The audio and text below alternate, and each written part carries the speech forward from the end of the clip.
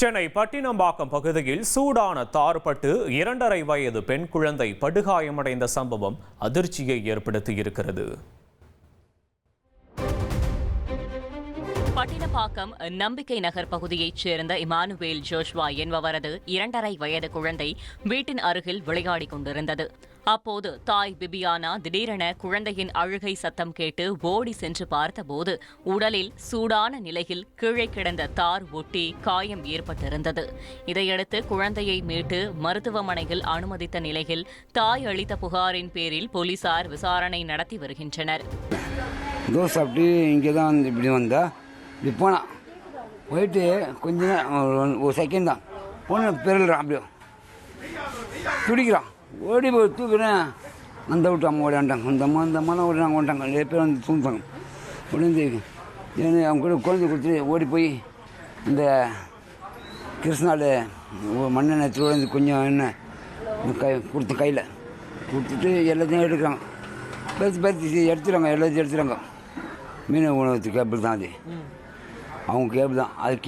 கேட்க போனதுக்கு நீ இப்போ மண்ணு போட மாதிரி அங்கே சின்ன பையன் சொல்லுவார், அவங்க பேர், அவங்க சின்ன பையன் சொல்லிட்டு போகிறார், நீ இப்போ மண்ணு போட மாதிரிங்க, நாங்கள் பார்த்துக்குறோம், யார் வீட்டு கேபிள் யார் மடிக்குது நீங்கள் போடுவீங்களா. ஆனால் ஈபியில் இருக்கிறான்னு பேர் பக்கா ஃப்ராடு பசங்க. என்னோட போய் திரும்பி வச்சு மிச்ச கோஞ்சி யாராவது ஆகக்கூடாது, யாருக்கும் எந்த டேஞ்சர் ஆகக்கூடாது.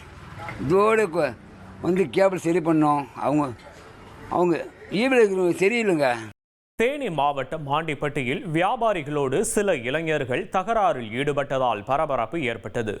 ஒருவர் மாறி மாறி தாக்கிக் கொள்ளும் காட்சிகள் சமூக வலைதளங்களில் வேகமாக பரவி வருகிறது.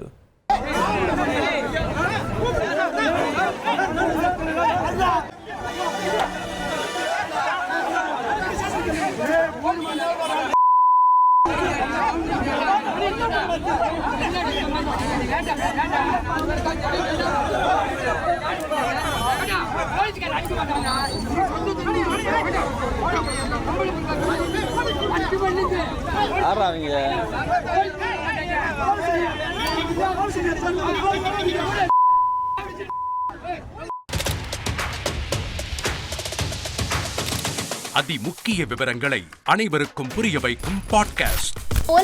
தவிர்க்க முடியாத முதல் மக்கள் வளைகுடா நாடுகள் பிரான்சிஸுக்கு சம்பவங்களை தேடி களத்திற்கே உங்களை அழைத்து செல்லும் spotlight.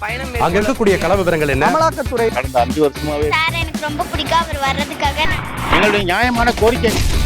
Even at the cost of stopping. பார்வையாளர்களையும் செய்திக்குள் பங்கெடுக்க செய்யும் மக்கள் குரல். 50 ரூபாய் எங்களுக்கு தண்ணிக்கு ஒரு தீர்வே இல்லைங்க. 10 வருஷமா எங்களுக்கு சரியான ஒரு விடிவு கிடைக்கவில்லை. 60,000 ஏக்கருக்கு தான் கேட்கிறோம், பிச்சை கேட்கறாங்க.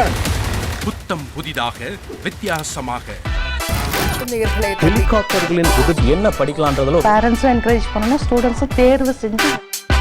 எனக்கும் சீமானனுக்கும் பெரிய வித்தியாசம் இல்லைங்க. ஒரு பாயிண்டா சொல்லணும், உங்களுக்கான தலைவர்களை பொழுதுபோக்கு தளத்தில் தேடாதீர்கள், போராட்ட களத்தில் தேடுங்கள். அனைத்தும் உங்களுக்காக.